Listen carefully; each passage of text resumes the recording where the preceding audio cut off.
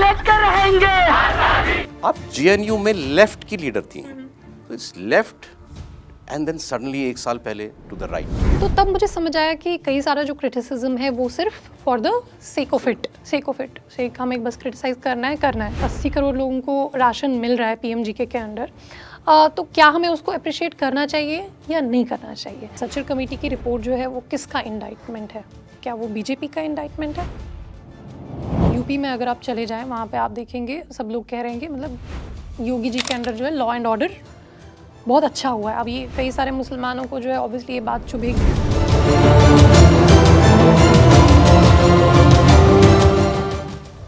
But why is there such a preoccupation? हमारे ऊपर क्यों जिम्मा है कांग्रेस को जिताने की? इंडियन मुस्लिम की आपकी नज़र में सबसे बड़ी प्रॉब्लम क्या है? खुल्लम खुल्ला है ना, आपके शो का नाम तो खुल्लम खुल्ला हम लोग बात करते हैं। सोशल मीडिया पे आप देखेंगे पंक्चर वाला जो है ये बोला जाता है मुसलमानों को। Civilizationally Muslims are not a minority in India. नमस्कार, कैसे हैं आप लोग? मैं हूं सौरभ शर्मा, शायद मुझे आप लोग जानते हो। इंडिया टीवी पर आपसे खूब बातें होती हैं, बहुत से लोगों से आपकी मुलाकातें कराते हैं, और जैसा हम अपने प्रोग्राम में भी कहते हैं, कॉफ़ी पर कुरुक्षेत्र में बातें करते हैं खुलकर। तो सोचा क्यों नहीं एक और ऐसा प्लेटफॉर्म, और जो हमारे पास था उसका इस्तेमाल किया जाए, थोड़ी और खुलकर बातें करें, थोड़ी और लंबी बातें करें, कुछ ऐसे लोगों को बुलाएं जो अक्सर कभी कभी शायद खबरों में रहते हैं, लेकिन उनकी ज़िंदगियां, उनकी पर्सनालिटीज़ इतनी दिलचस्प हैं कि उनसे घंटों बात की जा सकती है। तो एक ये कोशिश इंडिया टीवी यूट्यूब पर आपके सामने हम लोग कर रहे हैं। ये जो प्रोग्राम आपके सामने आज मैं पेश करूंगा, और उम्मीद करता हूं कि अब हम लगातार इस सिलसिले को बरकरार रखें। इसका नाम है खुल्लम खुल्ला विद सौरभ। जी हाँ, तो वो खुल्लम खुल्ला बातचीत जो टीवी पर कभी आप लोग कहते हैं कि छोटी रह जाती है, थोड़ी और लंबी होनी चाहिए थी, यहाँ होगी। शैला रशीद मेरे साथ आज प्रोग्राम में, खुल्लम खुल्ला विद सौरभ में। शैला, बहुत स्वागत है आपका। कैसी हैं आप? आपके इंट्रोडक्शन में क्या बोलूँ मैं, बताइए। जो आप कहेंगे वो मैं बोल दूंगा। अभी तो मैं राइटर हूँ, ऑथर। राइटर एंड ऑथर, ये किताब लिखी है शैला ने। शैला को आप सब कहाँ से जानना शुरू किया आपने? शैला जवाहरलाल नेहरू यूनिवर्सिटी में, जेएनयू में वाइस प्रेसिडेंट थी स्टूडेंट्स यूनियन की। वहाँ से शैला दुनिया की नज़रों में आई पहली बार। लेकिन जब मैंने उनकी किताब इसको पढ़ा और मैंने इनका इंट्रोडक्शन पढ़ा, तो मैं थोड़ी देर तक तो चक्कर खा गया। मैंने कहा इतने काम, जो इतनी सारी पढ़ाई जो है एक आदमी कैसे कर सकता है इतनी कम उम्र में? I mean she is very young. किताब इन्होंने लिखी है साहब, role models, inspiring stories of Indian Muslim achievers. Why role models? Role models, देखिए ये कॉन्सेप्ट सोशियोलॉजी का कॉन्सेप्ट है कि जिसमें मान लीजिए आप अगर जर्नलिस्ट बने हैं तो आपने बचपन में टीवी पे शायद किसी जर्नलिस्ट को देखा हो उस टाइम जो रहे होंगे, और आपने कहा होगा कि मैं इनकी तरह बनना चाहता हूँ। या अगर कोई क्रिकेटर बनता है आज बच्चा, तो हमारे टाइम पे तो कपिल देव जी को देख के लोग इंस्पायर होते थे, सचिन तेंदुलकर। आजकल जैसे हैं विराट कोहली, रोहित शर्मा। राइट, सॉरी मेरा क्रिकेट का नॉलेज बड़ा वीक है। तो विराट कोहली जी हैं, वो आज लोग उनको देख के कहते हैं कि मैं इनकी तरह बनना चाहता हूँ। तो रोल मॉडल्स जो है ये एक सोशोलॉजिकल कॉन्सेप्ट है। ये इंडिविजुअल लेवल पे भी अप्लाई होता है और ये कम्युनिटी लेवल पे भी अप्लाई होता है। यानी एज एन इंडिविजुअल मैं सानिया मिर्ज़ा की तरफ देख के कह सकती हूँ कि I want to be a tennis star like her. या एट अ कम्युनिटी लेवल एक कॉन्सेप्ट है, एक और कॉन्सेप्ट है सोशियोलॉजी का, रेफरेंस ग्रुप। रेफरेंस ग्रुप का मतलब है कि अगर जैसे पारसीज़ हैं, ये लोग इतना अच्छा कर रहे हैं तो हम लोग भी इतना अच्छा करें। या इंडिया में अगर आप देखें एजुकेशनली सबसे जो फॉरवर्ड जो कम्युनिटी है वो जैन्स हैं। तो बोथ हिंदूज़ एंड मुस्लिम्स, दोनों हिंदू और मुसलमानों के लिए जैन जो है वो एक रेफरेंस ग्रुप हो सकते हैं कि हम इनको देख के ये देखें कि ये अच्छा करें तो हम भी अच्छा करें। तो अब जब हम विकसित भारत की बात करते हैं, उसमें प्रधानमंत्री मोदी जी ने, आपने सुना होगा उनको कई बार बोलते हुए कि हम सबको अपना बेस्ट पर्सनल एफर्ट देना पड़ेगा, तब जाके हिंदुस्तान जो है एक विकसित भारत बनेगा।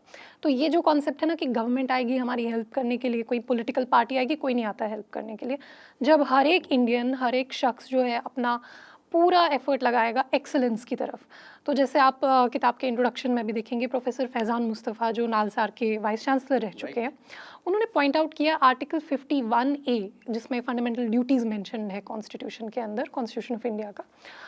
आर्टिकल 51A में लिखा हुआ है, to strive for excellence is a fundamental duty of every Indian.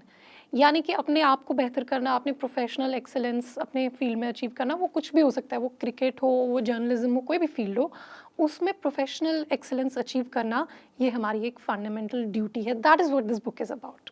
आप जेएनयू में लेफ्ट की लीडर थी, तो इस लेफ्ट एंड देन सडनली एक साल पहले to the right you endorse prime minister Modi's vision. अभी आपने बोला 2047 तक भारत विकसित भारत उनका लक्ष्य है, संकल्प, यू एंडोर्स दैट। कैसे हो गया ये शिफ्ट? मैं एक्चुअली कई बार ये चीज़ बोल चुकी हूँ कि ये एक कोई सडन शिफ्ट नहीं था और सडन शिफ्ट हो भी नहीं सकता, क्योंकि तब से, जब से आप बात कर रहे हैं, तब से 9 साल हो चुके हैं जब मैं लेफ़्ट पॉलिटिक्स में थी। ऑफ कोर्स लेफ़्ट पॉलिटिक्स में मुझे काफ़ी एक्सपोजर मिला, कई चीज़ें समझने का जो है वो एक क्या कह सकते हैं आप उसको, इंटेलेक्चुअल कैपेसिटी, कि आप टर्म्स को समझें, आप एक डाइवर्स अरे ऑफ टर्म्स को समझें, यानी कि एनवायरनमेंट से लेकर के पब्लिक पॉलिसी से लेकर के माइनॉरिटी इश्यूज़ तक, एवरीथिंग आपको एक बहुत अच्छा एक्सपोजर लेफ़्ट में मिलता है, लेफ़्ट पॉलिटिक्स में। लेकिन अगर आप देखें, आई am not the only one, जैसे मेरे साथ के जितने भी कॉलीग्स थे, उसमें से जब हम यूनिवर्सिटी से बाहर निकलते हैं, जब हम समाज के साथ जब दोबारा से हमारा एनकाउंटर होता है, तो वहाँ पे जब आप सोशल चेंज की कोशिश करते हैं, तो आपको एक बड़ा प्लेटफॉर्म ढूंढना पड़ता है। तो जैसे आप देखेंगे, कई मेरे जो कॉलीग्स हैं वो कांग्रेस में चले गए, हमारे टाइम के बहुत सारे, actually most of my colleagues, most of my friends, वो लोग कांग्रेस में चले गए। तो इसी तरह से आप एक बड़ा प्लेटफॉर्म खोजने की कोशिश करते हैं कि जहाँ पे आप सोशल चेंज ड्राइव कर सकें, अपने आइडियाज़ को ड्राइव कर सकें। आपने 2 इंस्टेंसेस दिए हैं कि जिन्होंने आपको सोचने पे मजबूर किया कि क्यों मैं इनके खिलाफ ही क्यों सोचूं, right? So the first one was Covid. Covid में सरकार का रोल और प्राइम मिनिस्टर का एफर्ट, क्या उसने आपके दिमाग में क्या बात मतलब देखिए, अगर आज हम जिस दौर में रह रहे हैं उसमें फेशियल रिकग्निशन टेक्नोलॉजी है, ठीक, हर जगह सीसीटीवी लगे हुए हैं, क्राइम कंट्रोल के लिए हर कोई गवर्नमेंट चाहेगी कि सब अपना फेस एक्सपोज करें, कोई भी गवर्नमेंट ये नहीं चाहेगी कि आप अपना फेस कवर करें, राइट? तो उस टाइम पे जब भारत में जब लॉकडाउन हुआ, तो सब लोगों ने क्रिटिसाइज़ करना शुरू किया। लेकिन हम अगर खुद से पूछें कि उस टाइम पे गवर्नमेंट के पास क्या चॉइस था, तो क्या गवर्नमेंट मतलब मरने देती लोगों को, क्या फिर उस पर क्रिटिसिज्म नहीं होता? तो तब मुझे समझ आया कि कई सारा जो क्रिटिसिज्म है वो सिर्फ for the sake of it, हमें बस क्रिटिसाइज करना है। साथ ही साथ अगर हमें खुद को मतलब लेफ़्ट का क्या प्रॉब्लम हो जाता है, लेफ़्ट जो है, देखिए लेफ़्ट में लोग बहुत ऑनेस्ट होते हैं, वो बहुत शरीफ, कभी किसी स्कैम में आपको नहीं मिलेंगे, दिल से बहुत अच्छे होते हैं। लेकिन लेफ़्ट को क्यों नहीं सीरियसली लिया जाता ब्रॉडर समाज में? क्योंकि वो अपना ईगो छोड़ने के लिए तैयार नहीं होते और वो एक्नॉलेज करने के लिए तैयार नहीं होते कि अगर आपका ओपोनेंट कोई अच्छी चीज़ कर रहा है, जिसको हम स्पोर्ट्समैनशिप स्पिरिट बोलते हैं, तो अगर फॉर एग्जांपल जैसे अगर 80 करोड़ लोगों को राशन मिल रहा है पीएमजीके के अंडर, तो क्या हमें उसको अप्रिशिएट करना चाहिए या नहीं करना चाहिए? That is the question. तो मैं तो अपने आप को अभी भी लेफ़्ट ही मानती हूँ, लेकिन उसके बाद you have to be open to discussion. यानी लेफ़्ट जो है वो हमेशा ही ज़रूरी नहीं है कि करेक्ट हो। यहाँ पे क्या आ जाता है, यहाँ पे पॉलिटिकल करेक्टनेस आ जाती है। तो हम लोग कई सारी चीज़ों को एक्नॉलेज नहीं करते हैं। जैसे फॉर एग्जांपल हम लोग ह्यूमन राइट्स की बात करते हैं लेफ़्ट में, लेकिन क्या टेररिज्म एक कंसर्न है? उसको हम लोग एक्नॉलेज नहीं करते। और ह्यूमन राइट्स इश्यूज स्टार्ट कहाँ से होते हैं? वो स्टार्ट होते हैं किसी टेररिस्ट घटना से। ये सब चीज़ें हम लोग ना लेफ्ट में देखते ही नहीं हैं। I don't know if I am making sense, do you want me to clarify further, for example in the context of Kashmir? हर सिक्के के 2 पहलू होते हैं, आपने कहा, लेकिन वो जो उनका जो अजम्पशन है वो उसी पर है कि बस मैं ही सही हूँ। जी, हमें जो है हमें ब्रॉडर सोसाइटी जो है उसके कंसर्न्स के साथ एंगेज करना पड़ेगा। ठीक है। So covid change that in you कि भाई ये सरकार को सिर्फ इसलिए मत कोसो कि मोदी चला रहा है, Right. अगर ये कोई अच्छा काम कर रहा है। अगर मैं भी उस टाइम पे प्राइम मिनिस्टर होती तो मैं भी वही करती। मैं भी, आप खुद को अपने मतलब खुद को उनके शूज़ में डाल के देखिए कि वो आप होते तो आप क्या करते उस टाइम पे। जी, आपने कहीं इसमें ये भी लिखा अपनी किताब में कि उस वक्त मैं ये सोच रही थी कि मैं किसी को ये बोल नहीं सकती, but I really don't have anything. नहीं, लेकिन मैंने लिखा था जी, देखिए मैं ट्विटर पे एक्चुअली लिखा था कि yes this is a good step and all of that, कि जहाँ पे सही बात हो रही है वहाँ पे सही बात करनी चाहिए। आपने लिखा कि भाई एक इको चेम्बर के बाहर सोचने की ज़रूरत है। हर किसी का एक मेंटल इको चेम्बर है कि मतलब सेम सॉर्ट ऑफ थॉट्स, उस एक ही किस्म के विचार दिमाग में आ रहे हैं, आप अपने उसको ब्रेक नहीं कर पा रहे आप ये सोशल मीडिया की एज में ज़्यादा हो गया है, क्योंकि फॉर एग्जांपल मैं आपको एक उदाहरण देती हूँ। अगर आप इंस्टाग्राम पे अगर आप किसी कैट का वीडियो लाइक करेंगे तो आपको बस कैट की ही वीडियो आते रहेंगे। तो इसी तरह से अगर आप किसी कुत्ते बिल्ली का भालू का वीडियो लाइक करेंगे तो आपको भालू की वीडियो, यानी कि अगर आप जो आपके एग्जिस्टिंग बिलीव्स है उसको कोई चैलेंज नहीं कर रहा है एल्गोरिदम, आपको बस वही फीड किया जा रहा है। अगर आप कोई प्रोपेगेंडा वीडियो गलती से आपने लाइक कर दिया तो आपको बस वही प्रोपेगेंडा मिलता रहेगा। तो ये जो ये फिल्टर बबल्स, एको चैम्बर्स, ये सोशल मीडिया के संदर्भ में जो ये टर्म्स हैं ये ज़्यादा पॉपुलराइज हुई हैं और वेस्ट में इसका इन्फ्लुएंस भी। आप वो इको चेम्बर तोड़ पाई अपना, उसके बाहर जाके सोच पाई? Yes, I can say that because as at heart I still identify as a leftist. लेकिन अगर आप वो चीज़ें करना चाहते हैं तो आप समाज में ना, आपको समाज के साथ इंटरैक्ट, एक टू वे इंटरैक्शन करना पड़ेगा। आपको समाज के कंसर्न्स भी समझने पड़ेंगे। फॉर एग्जांपल मैं जैसे ये LGBT राइट्स का ही आपको बता रही थी, तो LGBT राइट्स तक ठीक है, India is one of the most progressive countries when it comes to LGBT rights. लेकिन अगर ये बियॉन्ड अ पॉइंट पुश हो जाता है जहाँ पे लोगों को फिर मान लीजिए अगर उन्होंने 6-7 साल की एज पे सेक्स चेंज ऑपरेशन कर लिया, देन इट इज़ इरिवर्सिबल। फिर 20 साल की एज पे जब वो अडल्ट हो जाएंगे तब उनके पास कोई वो ऑप्शन नहीं है उसको बैक करने का। सो that is what goes wrong in activism, कि उसका कोई स्टॉपिंग पॉइंट होना चाहिए जहाँ पे आप समाज का भी फीडबैक लें। सो आफ्टर कोविड फिर आपने कहा 370 जब रिवोक हुआ कश्मीर से, आपने तो कोर्ट में चैलेंज किया हुआ था इसको। I was a petitioner against it, हाँ जी। फिर और पिटीशन बाद में आपने वापस लिए। तो मतलब आप जो आपने एक्सेप्ट किया कई सारी चीज़ें देखिए पहले तो अगर आप देखें as a personal, at a personal level, मैं अपनी पर्सनल लेवल की बात करती हूँ, मैं सबके level not speak for everyone. Personal level पे मैंने देखा 2019 के बाद जब एब्रोगेशन वगैरह हुआ, मैंने राजनीति वगैरह से अपना मैंने मतलब छोड़ दिया वो सब कुछ करना। तो मैंने सोचा मुझे अपने करियर पे फोकस करना चाहिए। तो मैंने जो स्टेट के हमारे मतलब यूनियन टेरिटरी बन गई थी तब, तो जम्मू एंड कश्मीर के जितने भी कम्पिटिटिव एग्ज़ाम्स वगैरह हैं वो मैंने देना शुरू किया और मुझे उसमें समझ आया कि प्रोसेस तो बहुत ट्रांसपेरेंट है। तो जो हम लोग सब कुछ सोच रहे हैं, जो ये हमारे एक कश्मीर में ऐसे भी वो थोड़ा सा प्रोपेगेंडा थिंकिंग या क्या कहते हैं उसको,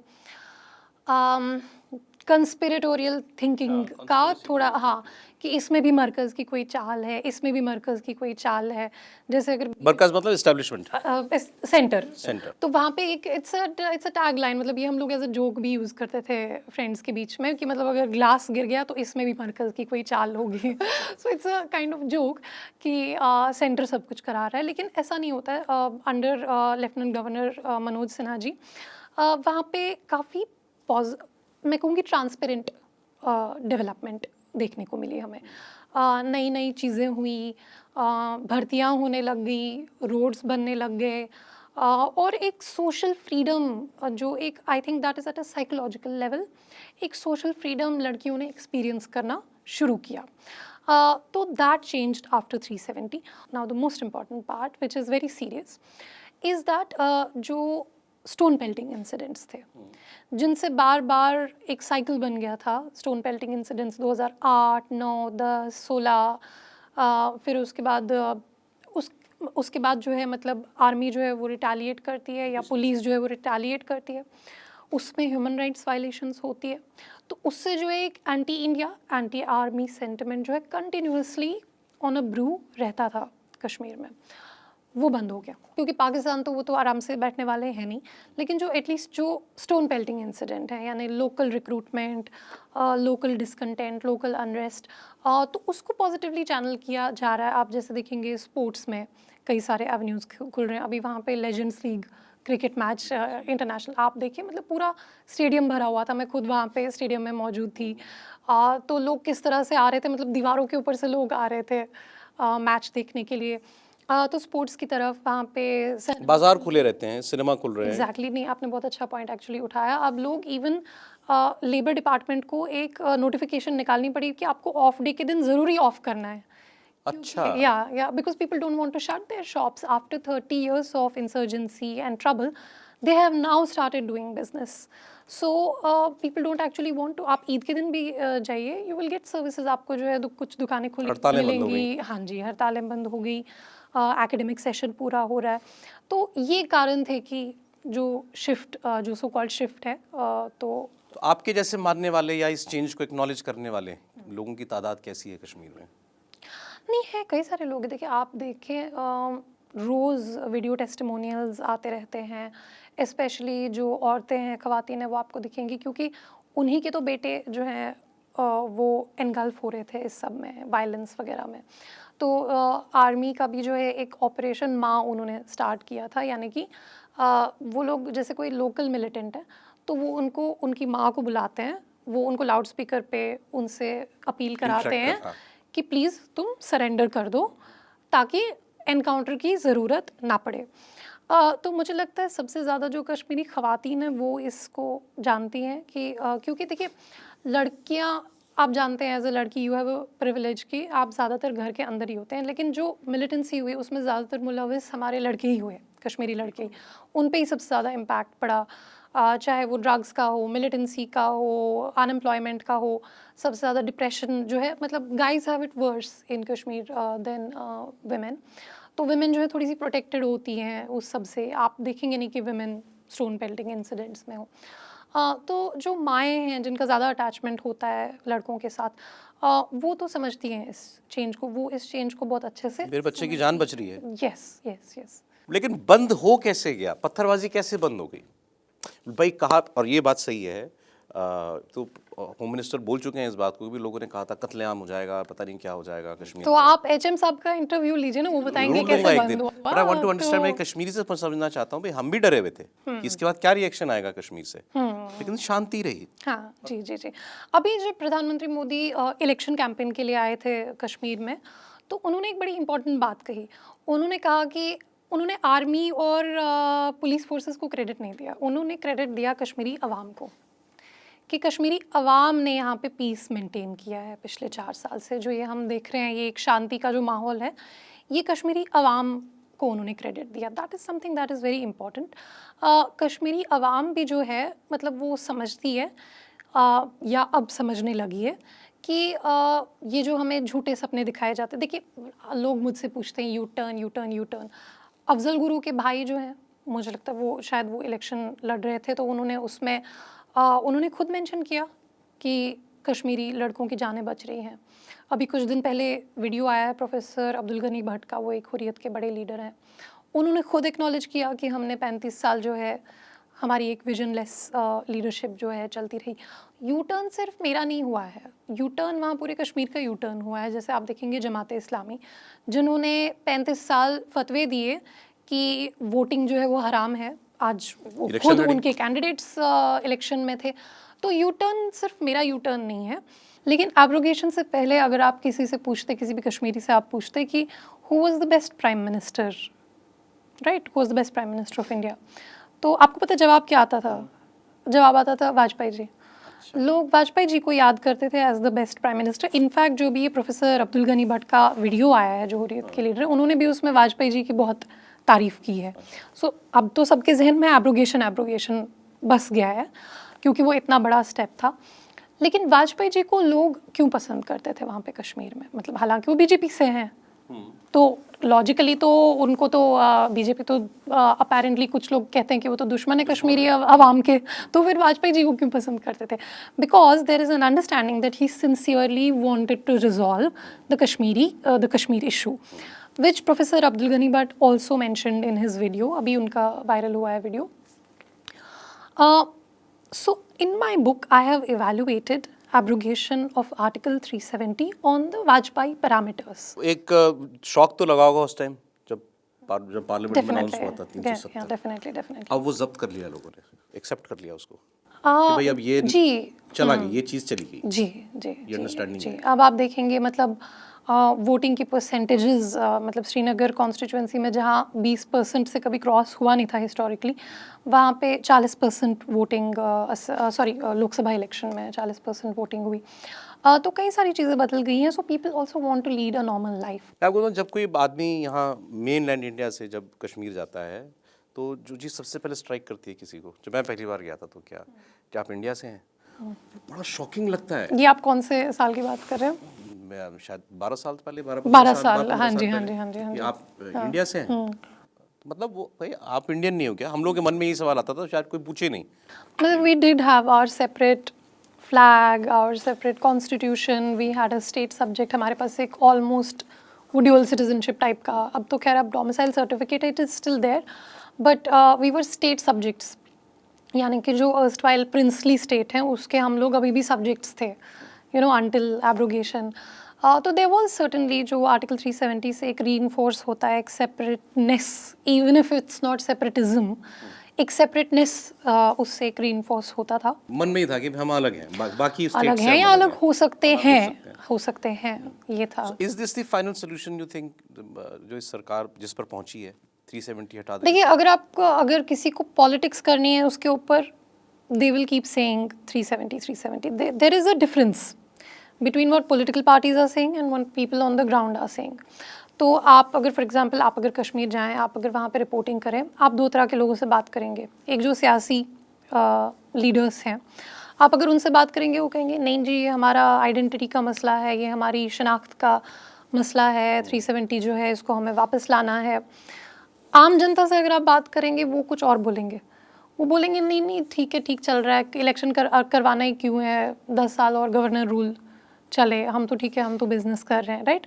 सो आपको दो तरह के बहुत कंट्रास्टिंग नैरेटिव्स जो आपने देखे होंगे, आपने वो टीवी पे ऑलरेडी सबने देखे हुए हैं कि there is a very sharp difference between what the politicians are saying and what the अवाम is saying.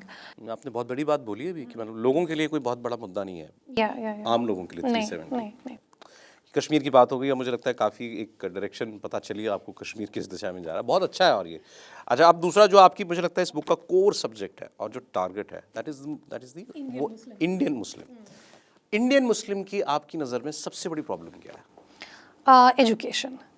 And this is I am not saying this, ये आपको सेंसस की रिपोर्ट में मिल जाएगा, ये आपको सचर कमेटी की रिपोर्ट में मिल जाएगा, ये आपको आयशे सर्वे एक होता है all India survey of higher education, उसमें मिल जाएगा. हर जगह जो हम लैक कर रहे हैं वो है एजुकेशन. अब आप ये भी कह सकते हैं कि हिंदूज़ के भी कंपैरेबल फिगर्स हैं एक्चुअली. गरीबी है, हिंदुओं में हाँ भी है. हाँ जी. तो एक्चुअली एजुकेशनली अगर हम देखें, अगर हम लोग आंकड़ों की बात करें, statistically Jains are the most educated community in India. So for both Hindus and Muslims, we should use Jains as a reference group and we have to work towards our education. क्योंकि देखिए यहाँ पे क्या है डिफरेंस, आप अगर देखेंगे Sweden, Finland जिनकी जनसंख्या बहुत कम है, वहाँ पे गवर्नमेंट पैसा देती है कि आप बच्चे पैदा करो, हम उनको फ्री स्कूलिंग देंगे. इंडिया में वो नहीं हो सकता. यहाँ पे इंडिया जो है मतलब एक पब्लिक पॉलिसी पर्सपेक्टिव से we are already the most populated country on the planet, we have overtaken China. तो there is no incentive for government to say कि आप बच्चे पैदा करते रहो और हम उनको फ्री एजुकेशन देंगे. खासकर जब से LPG रिफॉर्म हुआ, यानी जब से 90 से जब से प्राइवेटाइजेशन हुआ, तब से एजुकेशन का भी निजीकरण हुआ है. सो एजुकेशन एंड स्किल्स उस पे हमें फोकस करना पड़ेगा. अभी एक जो टिम कुक हैं जो एप्पल के CEO हैं, उनका एक वीडियो चला था, मैंने भी उसको शेयर किया था. तो उनसे किसी ने पूछा कि आप अपनी मैन्युफैक्चरिंग चाइना में क्यों कराते हैं, is it because of cheap labour. And he said कि आई डोंट नो ये आपको किसने बोला है कि वहाँ पे लेबर चीप है, वो पहले की बात है, वो बहुत पुरानी बात है. वहाँ पे labour is actually quite expensive, लेकिन जो स्किल्स हमें चाइना में मिलते हैं वो हमें अमेरिका में बिल्कुल भी नहीं मिल सकते हैं. So we are not going to China, Apple is not going to China because of cheap labour, Apple is going to China because of the deep skilling. That's what we need. मेरा सवाल था आपको मुस्लिम समाज की सबसे बड़ी problem क्या लगती है? आपने कहा शिक्षा, एजुकेशन, उसमें स्किल्स और ऐड कर दिए जाए. Skills and education. हाँ जी. उसको मैं अब दूसरी तरफ से देख करके पूछता हूँ. कोई भी माँ बाप, आज मेरा बच्चा है, मेरा पहला फोकस है कि ये तंदुरुस्त रहे, दूसरा है अच्छी पढ़ाई करे, राइट. किसी भी माँ बाप का यही होता है, बेसिक दो चीज़ें. तो ये इस पर फोकस क्यों नहीं है मुस्लिम कम्युनिटी का कि मेरा बच्चा पहले पढ़े? हमारे मुस्लिम समाज में जो है, मैंने इसको थियोरेटिकली एनालाइज करने की कोशिश की है बुक में. There are 2 kinds of orientation, जिसको मैं कहती हूँ दिस वर्ल्डली ओरिएंटेशन यानी दुनिया, और अदर वर्ल्डली ओरिएंटेशन यानी आखिरत और दीन. यानी मैं इसको थोड़ा सिंप्लीफाई करके बोलती हूँ, दीन और दुनिया या दुनिया और आखिरत. तो this life and after life. Right, this life and after life. तो there is a concept in Islam कि this life is an illusion और इट इज़ अ फ्लीटिंग, ये तो बहुत छोटा सा टाइम है, आप 50-60 साल इधर निकाल लेंगे। क़यामत के बाद then it's a forever, मतलब जो आपको वहाँ टाइम गुजारना है दैट इज़ फॉर एवर। ये तो 50-60 साल की ज़िंदगी है, ये तो कुछ नहीं है, एवरेज लाइफ स्पैन जो है। तो आपको आखिरत के लिए काम करना है। डॉक्टर साहब ने अगर डायग्नोसिस किया है इसका मतलब आपने इसके शिकार कई सारे पेशेंट्स देखे होंगे। आप ऐसे लोगों से मिली हैं जिनकी सोच ऐसी है जो आपने भी बताया कि मतलब ये दुनिया priority दुनिया नहीं से है। दुनिया से ज़्यादा आखिरत के बारे में फोकस और सोचना। जी जी, आप अगर किसी डेवलप्ड नेशन में होंगे, आप देखिए ना, मतलब जैसे नोबेल प्राइजेस, अगर हम नोबेल प्राइज़ के हिसाब से देखें तो कौन से वो नेशंस हैं या कौन सी वो कम्युनिटीज़ हैं जिनको सबसे ज़्यादा नोबेल प्राइज़ मिल रहे हैं? केमिस्ट्री में, फिज़िक्स में, मैथमेटिक्स में, डेवलप्ड कंट्रीज। डेवलप्ड कंट्रीज़, क्योंकि उनका एक ओरिएंटेशन है वहाँ पे। रिफॉर्मेशन, क्रिश्चियन वर्ल्ड में जो रिफॉर्मेशन है वो ऑलरेडी हो चुका है।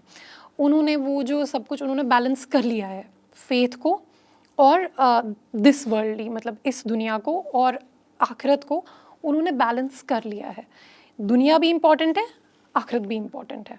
So this is my recommendation to my own community कि आप आखिरत पे फोकस की, आपको कोई भी नहीं रोक रहा है। आप 5 वक्त नमाज पढ़ें, आप बल्कि तहज्जुद पढ़ें, आप 6 वक्त नमाज पढ़ें, आप कुरान मजीद पढ़ें, लेकिन आप एट द सेम टाइम आप अपना विजन बड़ा रखें। और ये मेरा मैसेज सिर्फ मुसलमानों के लिए नहीं, मुसलमानों के लिए खासकर है, लेकिन ये सबके लिए है। आपको ये लगता है कि मुस्लिम समाज के साथ भारत में डिस्क्रिमिनेशन होता है, भेदभाव होता है? सो यहाँ पे आपको एक डिफ्रेंसिएशन करना पड़ेगा समाज और सिस्टम के बीच में। समाज में डिस्क्रिमिनेशन हो सकता है और समाज में हर किसी आधार पे डिस्क्रिमिनेशन होता है। ये सिर्फ फेथ की बात नहीं है। एज अ वुमन क्या मेरे साथ डिस्क्रिमिनेशन होता है? क्या अगर मेरे एक्सेंट में कोई लोकल एक्सेंट आ रहा है या मुझे अंग्रेज़ी अच्छी तरह से नहीं आती है या मैं डिसेबल्ड हूँ, क्या मेरे खिलाफ डिस्क्रिमिनेशन नहीं होगा? होगा। समाज में डिस्क्रिमिनेशन है, हालांकि हमारे कॉन्स्टिट्यूशन में लिखा हुआ है कि किसी के खिलाफ डिस्क्रिमिनेशन नहीं होना चाहिए, लेकिन समाज में डिस्क्रिमिनेशन होता है। मैं आपको एक छोटा सा उदाहरण देती हूँ। आपको अगर मुझे ही अगर आप अपनी बात छोड़ दीजिए, मुझे अगर अपने लिए कोई रिसर्च असिस्टेंट हायर करना है तो जिसकी अंग्रेज़ी अच्छी होगी मेरा बायस उसकी तरफ होगा। तो क्या ये डिस्क्रिमिनेशन है? It is discrimination on the basis of language और on the basis of accent. अगर किसी का जो है लोकल एक्सेंट आ रहा है बात करने में, या अगर कोई डिसेबल्ड है, या अगर किसी के 2-3 बच्चे हैं किसी औरत के, तो मेरा ये रहेगा थोड़ा कि नहीं ये ठीक से काम कर पाएगी या नहीं कर पाएगी, आई डोंट नो। डिस्क्रिमिनेशन है समाज में, लेकिन क्या सिस्टम में डिस्क्रिमिनेशन है? That is what we need to understand. अब अगर आप सच्चर कमेटी रिपोर्ट पढ़ें, उसमें एक जगह पे ये लिखा हुआ है कि एक्चुअली जो यूपीएससी में स्ट्राइक रेट है हिंदूज़ और मुस्लिम्स का, नॉट जस्ट हिंदूज़ और मुस्लिम्स का, मुस्लिम्स और दूसरी कम्युनिटीज़ का, it is the same. But when you are the best in your field, when, चाहे वो मेडिसिन हो, चाहे वो फिलांथ्रोपी हो, कुछ भी हो, when you are the best in your field nobody looks at you as a Muslim. ये for example doctor Jamal Khan का अगर आप चैप्टर देखें, उन्होंने उसमें मेंशन किया कि उनके कितने हिंदू मेंटर्स रहे हैं जिन्होंने उनको हमेशा उनकी सराहना की, उनका हौसला बढ़ाया। जिस टाइम पे उनको कोई लोन चाहिए था उनको लोन दिया, जिस टाइम पे उनको प्रेस में स्पेस चाहिए था अपनी प्रैक्टिस बढ़ाने के लिए। इसी तरह से किसने बात की है, हुमा कुरैशी, उनसे भी मैंने, क्योंकि मैंने सबसे ये सवाल पूछा कि जब मैं बुक के लिए बात कर रही थी कि क्या आपके साथ एज ए मुस्लिम डिस्क्रिमिनेशन हुआ, तो कोई भी अचीवर आपसे ये नहीं कहेगा कि हाँ हाँ बहुत डिस्क्रिमिनेशन है। आपको अपनी स्किल और अपनी कैपेबिलिटी पे फोकस करना है। क्या वुमेन के साथ डिस्क्रिमिनेशन नहीं है, लेकिन फिर भी आप इस बुक में देखें, and in fact that is something I am very proud of. इस बुक में एक बहुत अच्छा जेंडर बैलेंस है। तो आपको हमेशा मुस्लिम विमेन का जो एक स्टीरियोटाइप है कि वो घर में बैठी हुई हैं, बुर्का पहनी हुई है, बच्चे पैदा किए जा रहे हैं, वो जो है किसी की तीसरी बीवी है, नहीं, ऐसा नहीं है। Muslim women are doing very well in fields of medicine. आप इसमें एक इसरो की स्पेस साइंटिस्ट हैं, उनका जिक्र है उसमें। तो हर आप जब तरह की, अचीवर होते हैं तो कोई आपकी आइडेंटिटी नहीं देखता, बस काम देखता है। Yes yes yes, because otherwise सबसे ज़्यादा डिस्क्रिमिनेशन तो तो वुमेन के आपकी अगेंस्ट सलाह है। क्या है मुसलमानों से कि भाई भेदभाव अगर है तो सिर्फ तुम्हारे साथ नहीं है, गेट ओवर इट, अपने काम में अच्छे बनो, बेहतर बनो। I think you said it better than I say it. या डिस्क्रिमिनेशन एक चीज़ होगी, आपने उसको एड्रेस कर दिया कि भाई डिस्क्रिमिनेशन सिर्फ तुम्हारे साथ नहीं है, तो एक नहीं, और हम खुद भी डिस्क्रिमिनेशन करते हैं, अच्छा राइट। हम लोग आप देख लीजिए फॉर एग्जांपल, अगर आप सुन्नी हैं तो क्या आप शियाज के साथ डिस्क्रिमिनेशन कर रहे हैं? So this question then we also ask ourselves. मतलब जैसे हिंदू कम्युनिटी ने ये क्वेश्चंस पूछे हैं, डॉक्टर अंबेडकर जो हैं बहुत बड़े सोशल रिफॉर्मर हुए हैं, हिंदू कम्युनिटी में बहुत सारे सोशल रिफॉर्मर्स हुए हैं, राजा राम मोहन रॉय, स्वामी विवेकानंद, डॉक्टर अंबेडकर, उन सब ने ये सवाल पूछे हैं अलग अलग तरीके से कि हिंदू समाज में रिफॉर्म कैसे होना चाहिए।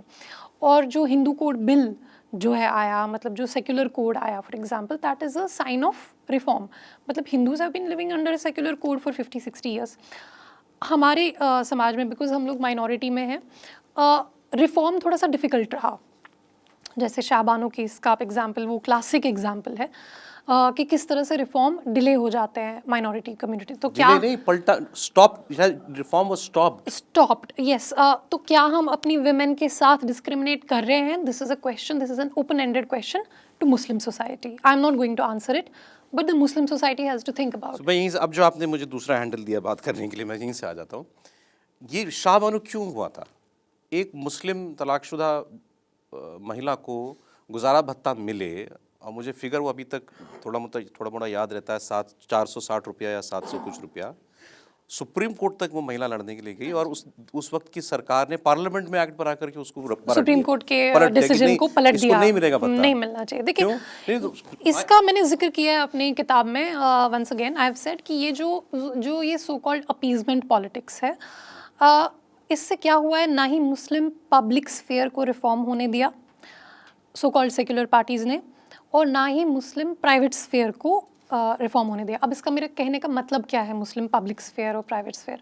पब्लिक स्फेयर, जैसे आप वक्फ देखें, ठीक है, मुसलमानों का एक बड़ा फेवरेट लाइन है कि ये जो मतलब आप कई जगह देखेंगे, ये मेरा स्टेटमेंट नहीं है, डिस्क्लेमर प्लीज़, मुझे इस पे कोई डेफेमेशन ना करें, कि जो एक हिंदुस्तान के बहुत बड़े बिजनेसमैन है, उनका जो घर है, मैं नाम नहीं लूँगी, हाँ, वक्फ की ज़मीन पर है। ये किसकी गलती है? ये क्या गवर्नमेंट की गलती है? ये क्या मुसलमानों की गलती है? आप मुझे बताइए। अगर किसी इस्लामिक वक्फ जो है, वक्फ की प्रॉपर्टी एक्चुअली एलिनेट नहीं हो सकती है, लेकिन वक्फ का जितना मिसयूज़ हुआ है, अगर इतना मिसयूज़ मुझे लगता है सऊदी अरब में हुआ होता, इसका परसेंटेज भी वक्फ का मतलब वक्फ को बहुत स्ट्रिक्टली फॉलो किया जाता है इस्लामिक कंट्रीज़ में।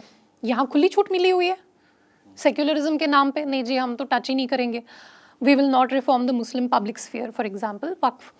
Today, Waqf could have run the best kind of institutions. जैसे बेस्ट, आप अगेन मैं बोलूँगी कि आप अगर अपने बच्चे को आज उनके लिए स्कूल सेलेक्ट करें, तो पहली आपकी टॉप प्रायोरिटी होंगी क्रिश्चियन मिशनरी स्कूल्स। क्यों? क्योंकि उन्होंने बनाए हैं, they have made the best institutions, they have the best kind of governance. आप हमेशा कॉन्वेंट स्कूल प्रेफर करेंगे अपने बच्चे के लिए। ऐसा क्यों है? क्योंकि क्रिश्चियन कम्युनिटी ने इन्वेस्ट किया है इन building strong institutions, good institutions. एक दो एग्जाम्पल्स को छोड़ के, जैसे जामिया हमदर्द जो है, it is a good example of a good use of waqf. Zafar Sareshwala ji हैं, वो इस पे उन्होंने काफ़ी अच्छे से, मेरे से बेहतर जो हैं वो इस पे बोलते हैं कि वक्फ तो it should have been a profit making entity. जैसे एक इस्लामिक वक्फ बोर्ड है, इंटरनेशनल इस्लामिक वक्फ फंड है कुछ, वो इन्वेस्ट करते हैं शरिया कंप्लायंट शेयर्स में। यानी कि फॉर एग्जांपल आप समझ लीजिए कि वो अल्कोहल के शेयर्स नहीं खरीदेंगे, किसी और चीज़ के, कंप्यूटर के शेयर्स खरीदेंगे। उससे जो डिविडेंड्स और प्रॉफिट्स जो मिलेंगे वो आप री इन्वेस्ट करेंगे कम्युनिटी डेवलपमेंट में। क्या ये हुआ हिंदुस्तान में? सचर कमेटी रिपोर्ट जो है वो खुद कहती है कि वक्फ इसका वाइड स्प्रेड मिसयूज़ हुआ है। It's not even a fraction of what could have been. लाखों करोड़ की ज़मीन है, 200 करोड़ उनका third largest land owning entity अगर वक्फ है, तो फिर क्यों नहीं स्कूल बनाए गए उस पे मतलब एक आध यूनिवर्सिटीज़ को छोड़ के, या साउथ में कुछ अच्छी एग्जांपल्स हैं उनको छोड़ करके क्यों नहीं बनाए गए? क्योंकि ये जो सेक्युलरिज्म के नाम पे कुछ लोगों को खुली छूट मिली हुई थी कि तुम जो भी तुम्हें करना है तुम करो, तुम्हारे खिलाफ कोई एक्शन नहीं होगा। अगर यही चीज़, अगर कोई वक्फ की प्रॉपर्टी सऊदी अरब में एलिनेट हुई होती इस तरह से, तो मुझे तो लगता है वहाँ पे हैंग वैंग कर देते, वहाँ पे तो शायद डेथ पेनल्टी मिल जाती अगर इस तरह का कुछ होता। Now come to the Muslim private sphere. Private sphere को भी रिफॉर्म नहीं होने दिया। आपने जैसे बात की जो एलिमनी की या यूनिफॉर्म सिविल कोड की, अच्छा वेस्टर्न नेशंस में कितने सारे मुसलमान रह रहे हैं। आप अमेरिका में देखें, अमेरिका में कितने हैदराबादी मुसलमान रह रहे हैं। वहाँ पे वो सेक्युलर कोड के अंडर रहते हैं। हिंदूज़ जो है पिछले 50-60 साल से सेक्युलर कोड के, तो हमें जो है यूनिफॉर्म सिविल कोड से दूर रखा गया।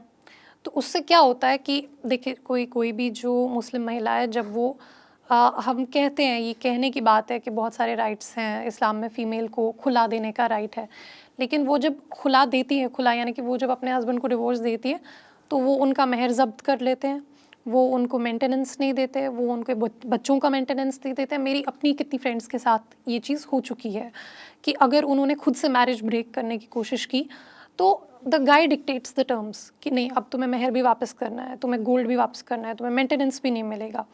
तो these things need to be looked into. तो डिस्क्रिमिनेशन तो हम भी अपनी वुमेन के as a community, we are also discriminating against our women. Muslim private life में रिफॉर्म चाहिए, Muslim public sphere, Muslim private sphere, both need to be reformed. लेकिन ये जो ट्रिपल तलाक सो हुआ था कॉल्ड उसका इतना विरोध हुआ। ट्रिपल तलाक अगर आप देखें, कानून बहुत लेके आए सारी जितने भी, वो अगर आप पूरा जजमेंट पढ़ेंगे उसमें पूरी एग्जाम्पल्स लिखी हुई हैं कि ये जो तलाक बिदअत जिसको बोला जाता है, ये इस्लामिक कंट्रीज़ में actually it is punishable offence, it is a punishable offence, लेकिन यहाँ हिंदुस्तान में खुली छूट मिली हुई है। तो ये चीज़ है, ये चीज़ें जो सो को अपीजमेंट जो होनी चाहिए थी, अपीजमेंट होनी चाहिए थी एजुकेशनली। मैं आता हूँ उस पर। तो ये इन चीज़ों में जकड़े किसने रखा सोसाइटी को, मुस्लिम सोसाइटी को, कि तुम्हारे लिए ये इम्पोर्टेंट है कि इन मामलों में दखल नहीं होनी चाहिए किसी की, खासकर सरकार की। ये जो सो कॉल्ड सेक्युलर पार्टीज़ खुद को कहती हैं, उन्होंने कुछ एलीट्स को पकड़ के रखा जो उनके लीडर्स थे, लेकिन आम आवाम का तो मुझे तो कोई विकास नहीं। मैं जब भी किसी मुस्लिम एरिया में जाती हूँ, there is a stark difference, let's admit it. अब खुल्लम खुल्ला है ना आपके शो का नाम, तो खुल्लम खुल्ला हम लोग बात करते हैं। आप हैदराबाद चले जाइए, जो ही आप मुस्लिम एरिया में घुसेंगे, वहाँ पे ना सिविक कम्युनिटीज़ है, ना वहाँ पे पानी है, ना वहाँ पे गलियाँ हैं, वहाँ पे एनक्रोचमेंट्स है, वहाँ पे जो है आप देखेंगे गुर्बत, मतलब आपको दिखती है, नेकेड आई से दिख जाएगी। यहाँ पे भी आप चले जाइए, दिल्ली में डिप्लोमेटिक एनक्लेव बहुत ही सुंदर, बहुत बढ़िया। आप चले जाइए तुर्कमान गेट, वहाँ पे देख लीजिए क्या हालत है। तो जब हम खुल्लम खुल्ला बात कर रहे हैं, तब हमारे जो सो कॉल्ड लीडर्स हैं, जो अभी तक जिनको लीडर्स एज प्रोजेक्ट किया गया इन 50-60 सालों में, उन्होंने अपने लिए जो किया होगा, अपनी पर्सनल डेवलपमेंट के लिए जो किया होगा। मुझे कोई डेवलपमेंट तो नहीं दिख रही मुस्लिम समाज की। तो मतलब सचर कमेटी की रिपोर्ट जो है वो किसका इंडाइटमेंट है? क्या वो बीजेपी का इंडाइटमेंट है? वो किसके ऊपर सवाल खड़ा करता है? वो तो इन्हीं सेक्युलर, सो कॉल्ड सेक्युलर पार्टीज़ पे सवाल खड़ा करता है ना, कि अगर आज भी मुसलमान, they are the least employed formal employment में, सचर कमेटी रिपोर्ट में लिखा हुआ है, फॉर्मल एम्प्लॉयमेंट में मुसलमान जो है सबसे लोएस्ट लेवल पे हैं। ये किसका किया था? ये तो 2006 में आई ना, मोदी जी तो 2014 में आए, उसके 8 साल बाद। तो ये किसका इंडाइटमेंट है? तो ये हमें अपनी कौम से, मतलब हमें खुद से पूछना पड़ेगा। ये जो सो कॉल्ड अपीजमेंट करने वाली पार्टीज थी, ये बताएं और ये समाज ये पूछे इनसे कि आपने हमें दिया क्या है। नहीं, अपीजमेंट होना चाहिए था ना, अपीजमेंट हुआ क्यों नहीं अपीजमेंट? मैं तो बोल रही हूँ अपीजमेंट होना चाहिए था, एजुकेशन मिलना चाहिए था, बेसिक कम्युनिटीज़ मिलनी चाहिए थी। मुझे तो वो कहीं नहीं दिख रही। नहीं मिली। तो क्या था ये? मेरा तो एक्चुअली तो डिफरेंस है बीजेपी से। वो कहते हैं कि अपीजमेंट तो दूसरे वाला इल्जाम लगाता है ना कि इन्होंने, कांग्रेस ने अपीज किया मुसलमानों को 70 साल, बीजेपी इल्जाम लगाएगी। मुझे तो ये गलत इल्जाम लगता है। कहाँ है अपीजमेंट? फिर क्यों नहीं दिख रहा हमें? नहीं, फिर वो कांग्रेस ये बोलेगी या उस तरीके की और पार्टियां बोलेंगी या मुस्लिम समाज के लोग खड़े होकर बोलेंगे कि ये सेक्युलर पार्टी है, बीजेपी कम्युनल पार्टी है। बीजेपी का जो अपीजमेंट का फ्रेमवर्क है, मैं उससे अग्री नहीं करती हूँ, और वो मैंने अपनी बुक में एक्सप्लेन किया हुआ है कि मैं क्यों नहीं अग्री करती हूँ। क्योंकि जो अपीजमेंट हुआ है, इट इज़ जस्ट टोकनिज्म, कि आपने 1-2 मुस्लिम फेसेस जो है, या 3-4 मुस्लिम फेसेस आपने खड़े कर दिए, आपने किसी माफिया लीडर को, आपने माफिया डॉन को आपने लीडर बना दिया। ये कौन सी अपीजमेंट है?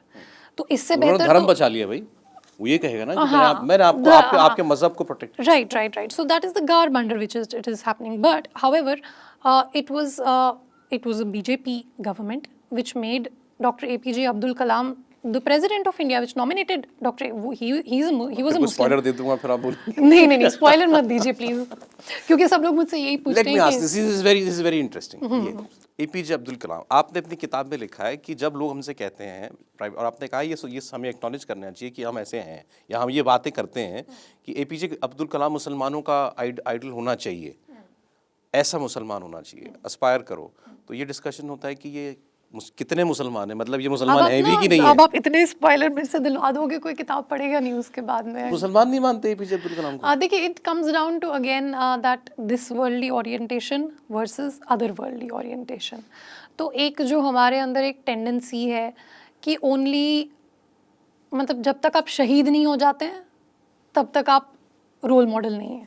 ओह, तो ये तरीके की, फॉर एग्जांपल अगर आप मेरे सोशल मीडिया कमेंट्स पे जाएं, तो for example if I post about doctor APJ Abdul Kalam, जैसे 15 अक्टूबर को उनकी बर्थ एनिवर्सरी थी, if I post about him, तो वहाँ पे जो है, नहीं आप मुझसे काफ़ी स्पॉयलर्स दिलवा रहे हैं। ये वाला बस। किताब में जो है 2 उदाहरण ऐसे लिखे हुए हैं, 2 आर्टिकल्स लिखे गए।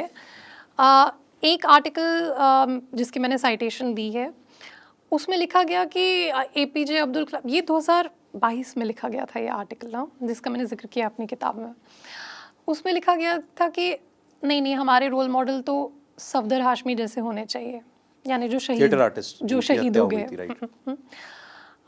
या तो हमारे रोल मॉडल ऐसे होने चाहिए भगत सिंह, क्योंकि वो उनको हैंग किया गया, इनकार्सरेट किया गया।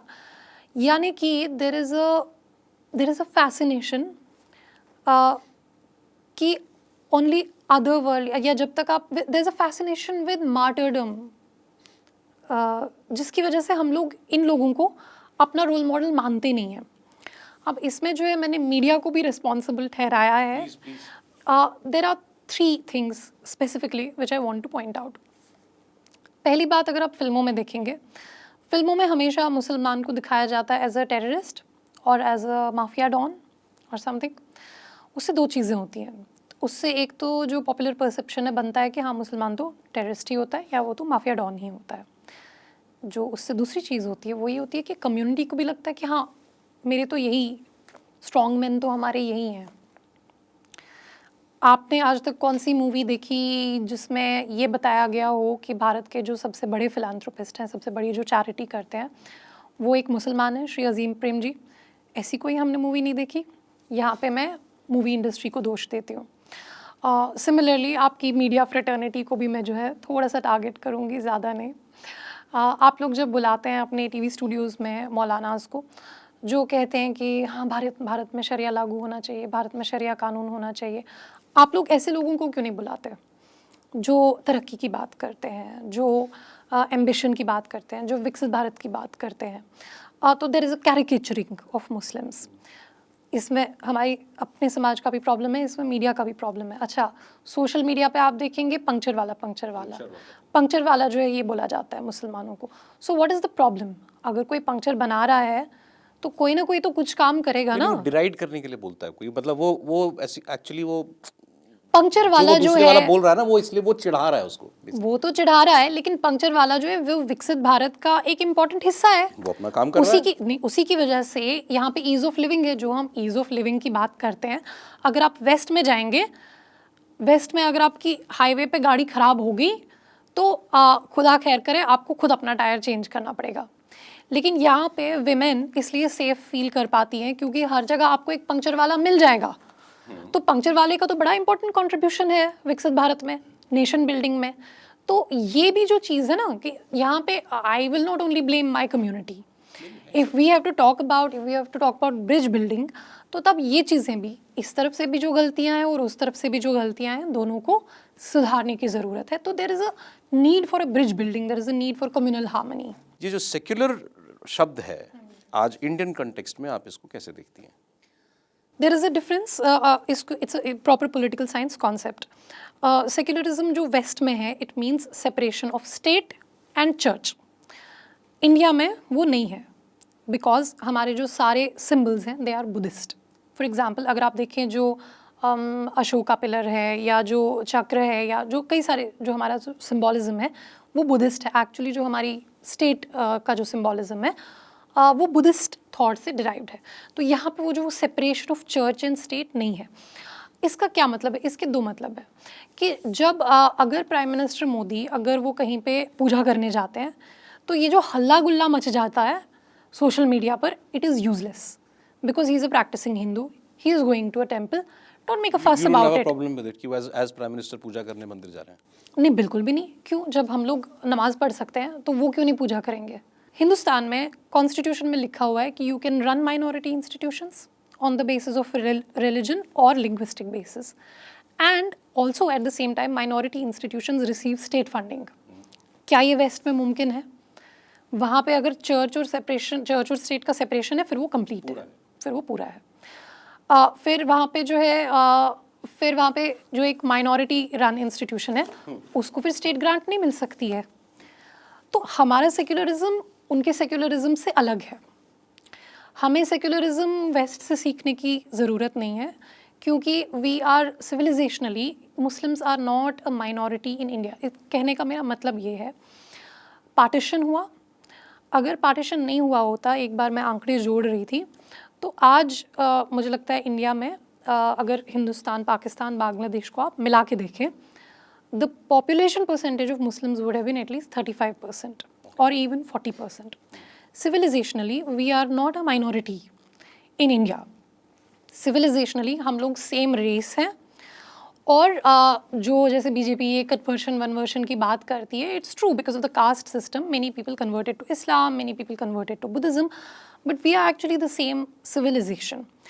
तो यहाँ पे सेक्युलरिज्म का मतलब फिर लेके इशू बनाना हर चीज़ पे कि सीजेआई और प्राइम मिनिस्टर जो हैं वो एक साथ पूजा क्यों कर रहे हैं, तो सीजेआई तो उनके अगेंस्ट जजमेंट भी दे रहे हैं। यूसीसी आ जाए या वक्फ बोर्ड ये बिल पास हो जाए जिसमें उसको ठीक तरीके से रन करने के तरीके बताए गए हैं, तो ये सब अगर चीज़ें आती हैं तो ये आपका कोई सेक्युलरिज्म नहीं छीन रही हैं। ट्रिपल तलाक का कानून अगर किसी का कोई तो देखिए उस पे किसी के जेन्युइन कंसर्न्स हो सकते हैं, and there is a joint parliamentary committee जिस पे आप अपने सुझाव दे सकते हैं, ठीक।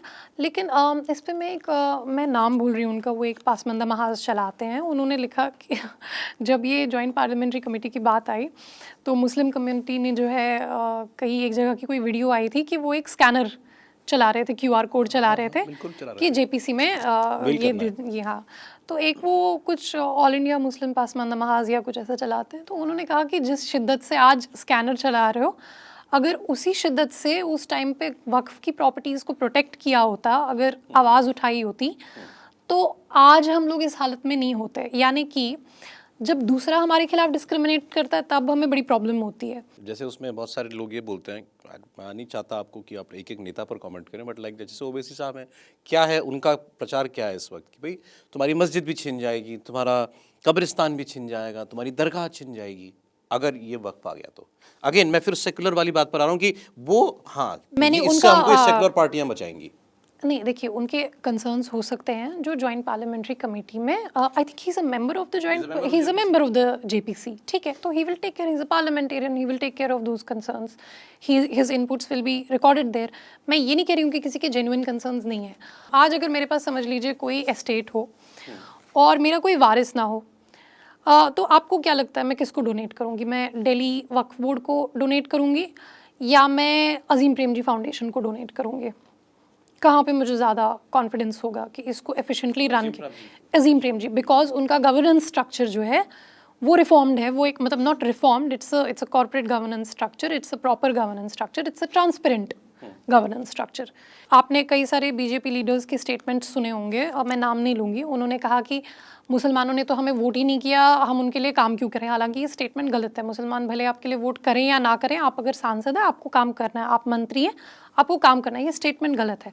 हाउएवर अगर आप अमेरिकन इलेक्शन का रिजल्ट देखें अभी, ब्लैक्स को छोड़ के जो कि प्राइमरीली डेमोक्रेट हैं, अभी एक वो ग्राफ मैंने भी रीट्वीट किया था उसको, वो सदानंद दुमे जी ने डाला था उस पर ट्विटर पे, जो ब्लैक्स हैं, ब्लैक्स को छोड़ करके विच आर प्रिडोमिनेंटली डेमोक्रेट, बाकी जितनी भी कम्युनिटीज़ हैं, चाहे वो हिस्पैनिक हो, एशियन अमेरिकन हो, they are equally divided between Democrats and Republican.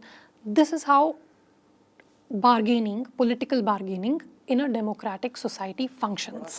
मैं मुसलमान हूँ तो मैं बीजेपी को तो वोट नहीं करूँगा, किसी को भी दे दूंगा, ये बीजेपी एक को नहीं। सेट माइंडसेट, Mindset है। हाँ जी हाँ जी हाँ जी। और ये गलत है, आप कह रही हैं।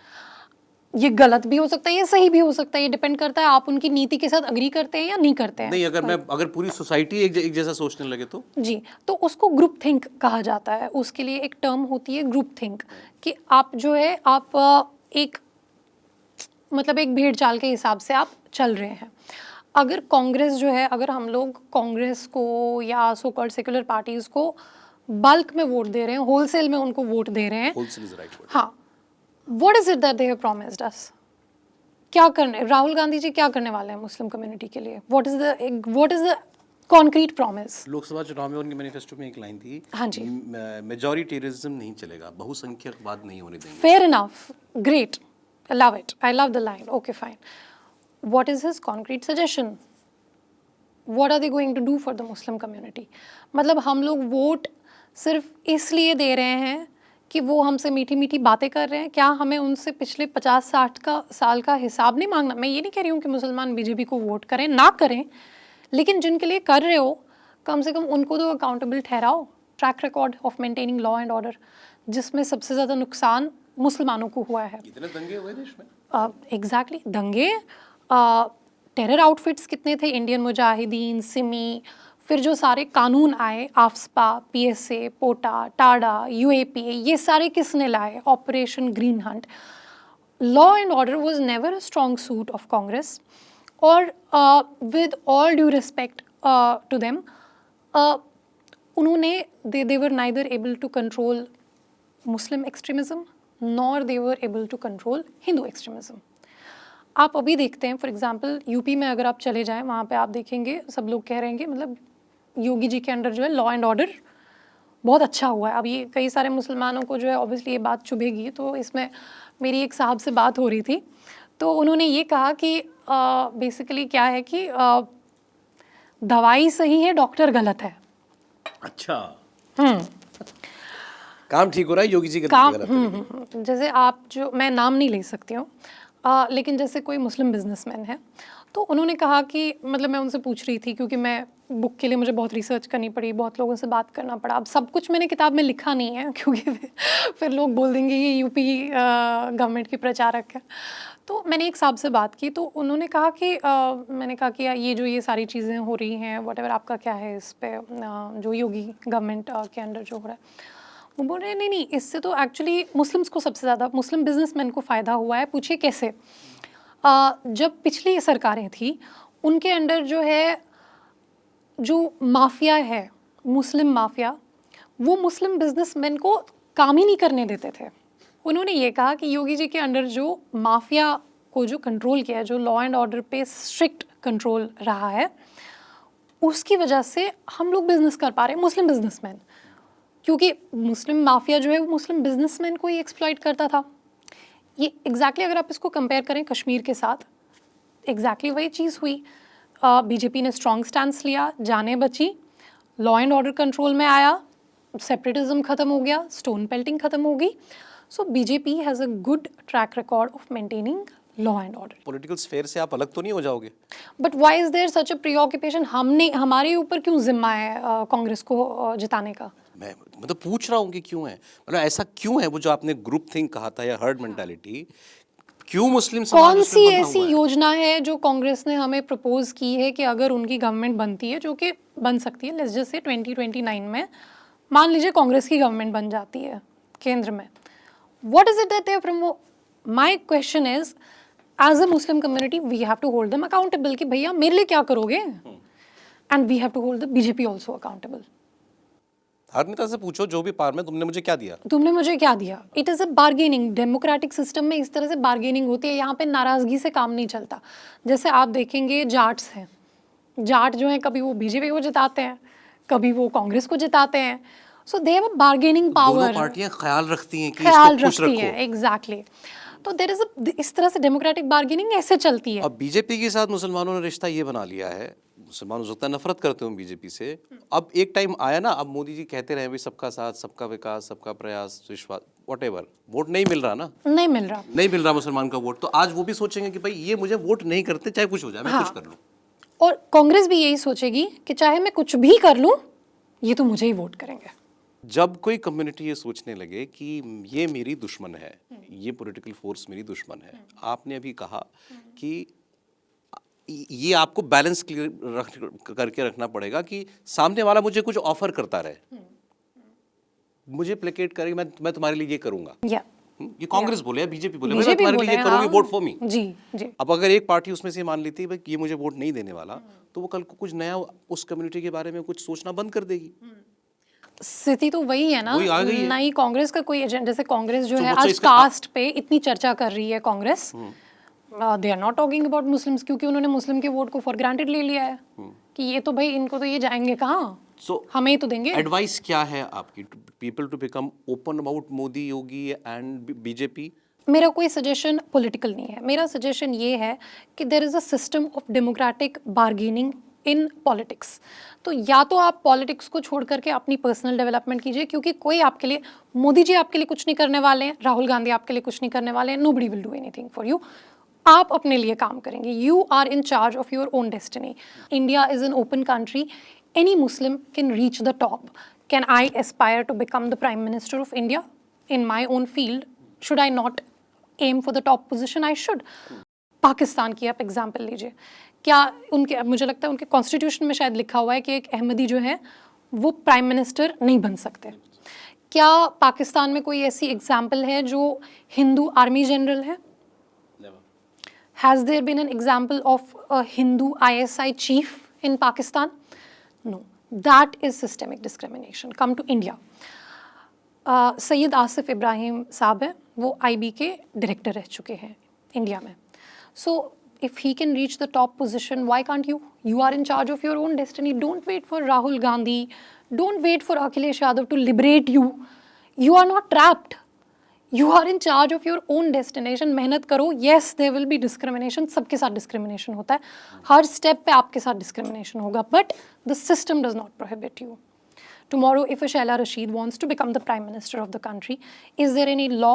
No. कोई clause है ऐसा जिसमें लिखा हुआ है कि आप नहीं बन सकते हैं? कोई कानून नहीं है कि कोई तो मुसलमान why देश का should I प्रधानमंत्री aim नहीं low? बन सकता। Why should I not aim high? एक हमारे यहाँ बातचीत होती है, खासकर बीजेपी के समर्थक वर्ग जो हैं वो इस बात को कहते हैं कि भाई मुसलमानों को माइनॉरिटी क्यों मानना, आप 15 से 20% हो आज देश के अंदर, तो जो 15-20% की आबादी हो उसको माइनॉरिटी नहीं कह सकते आप। सो डॉक्टर सना हाशमी जो है, जिन्होंने एक चैप्टर लिखा है इस बुक में, वो कहती हैं कि हमें बिल्कुल भी अपने आप को माइनॉरिटी नहीं मानना चाहिए, बिकॉज इट कनोट्स, उसकी जो कॉनोटेशन है वो एक विक्टिमहुड माइंडसेट के साथ है। We should think as majority, we should think as Indians. तो जो मैंने फॉर एग्जांपल इसमें मैंने बात की है श्री अजीम प्रेम जी की, जैसे विप्रो है, विप्रो एक कंपनी है जो उनकी फैमिली ने स्टार्ट की है, या अजीम प्रेम जी यूनिवर्सिटी है, या अजीम प्रेम जी फाउंडेशन है। माइनॉरिटी माइंडसेट की जब हम बात करते हैं ना, आप देखेंगे जैसे जो माइनॉरिटी इंस्टीट्यूशंस होते हैं वहाँ पे एक कंप्लेसेंसी थोड़ी सी आ जाती है, क्वालिटी कॉम्प्रोमाइज़ हो जाती है। जो AMU में आप फॉर एग्जांपल देखेंगे, जो आप JNU में नहीं देखेंगे।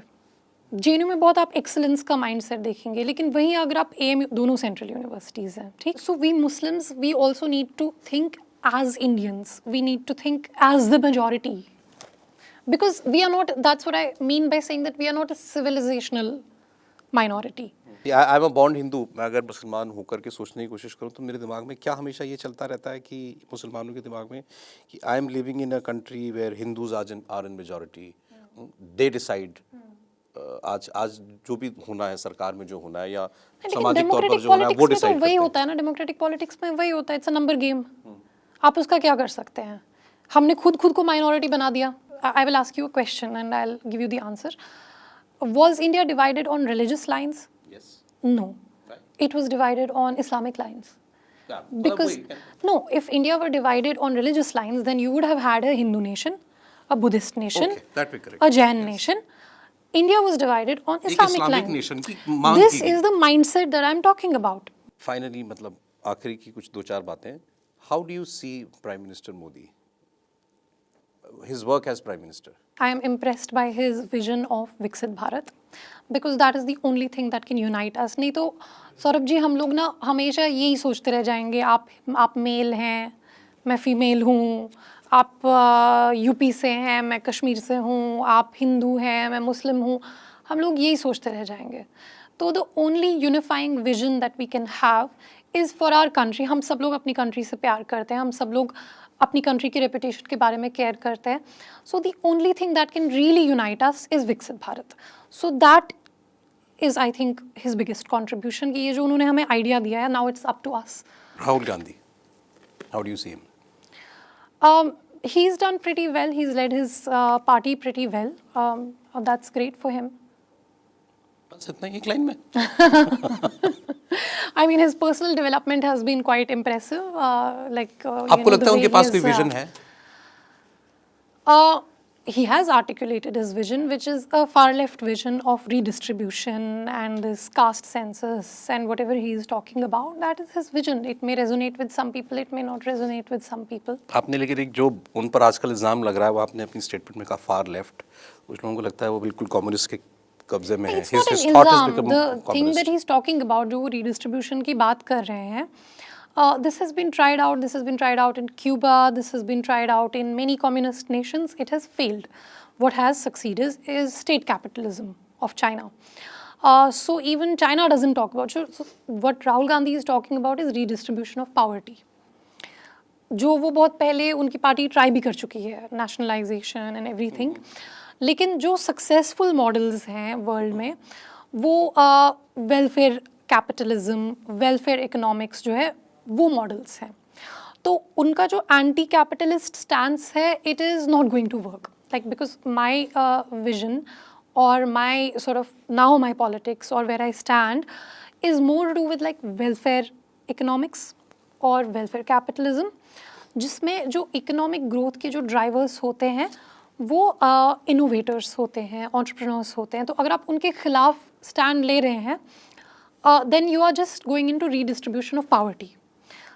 So this has failed. Redistribution of wealth की जगह वो redistribution of poverty. Poverty की बात कर रहे हैं. That I mean I will limit my comments to that. तो ये किताब आपको ज़रूर इंस्पायर करेगी और मैं कंग्रेचुलेट करता हूँ शैला को कि Thank आपने you ये so एफर्ट much. किया. Thank this you. Is superb. Thank you so much. बहुत अच्छा लगा मुझे. और आपका अब अगला जो भी कदम हो, चाहे राजनीति में हो, चाहे साइंस की दुनिया में हो, प्लीज़ हमको बताइएगा ताकि उसके बारे में हम दुनिया को बता सकें. बहुत शुक्रिया आपका. Thank you so much. आप देख रहे थे खुल्लम खुल्ला विद सौरभ. तो अब मुलाकात आपसे होगी कुछ दिनों के बाद ऐसी खुल्लम खुल्ला बातचीत के साथ, एक नए मेहमान के साथ. तो हमारा इंतजार कीजिए, हम जल्द लौटेंगे. बहुत शुक्रिया.